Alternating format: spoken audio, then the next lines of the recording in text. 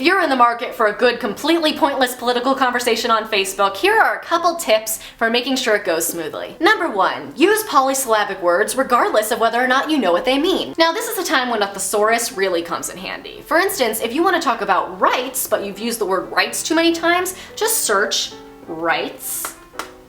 Perfect. Advantageous. Now, the word advantageous doesn't have anything at all to do with what we're talking about, but there's a very good chance that the person you're debating will not know that. But if they're one of the people who the strategy does not work on, then refer to number 2.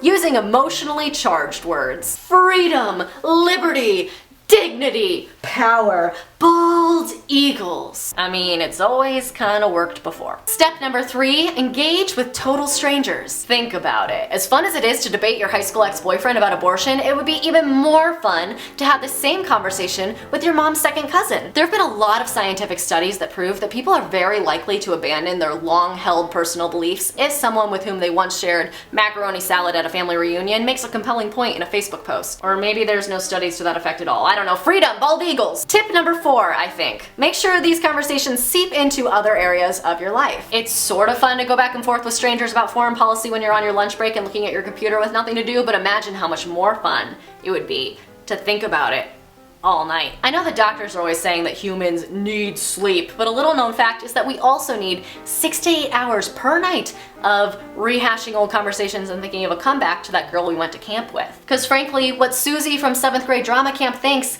is important. Tip number 5. When your brain gets all hazy and you start thinking wacky things like, maybe we all agree more than I thought and we're just coming at this from a multitude of complex different perspectives, shut it down and cover them up with some pointed personal attacks. Why would you want to say something like, I can see your point, Susie, and I think we both have the best intentions in mind, but we're just gonna have to agree to disagree on this one. When you could say something like, that's a pretty conservative thought for someone who is so liberal with the glitter in arts and crafts at 7th grade camp, Susie. I didn't get any glitter, Susie! So remember, don't read an article or watch a debate or vote. Do what really matters. Comment on your great uncle's Facebook. I'll see you guys next Thursday.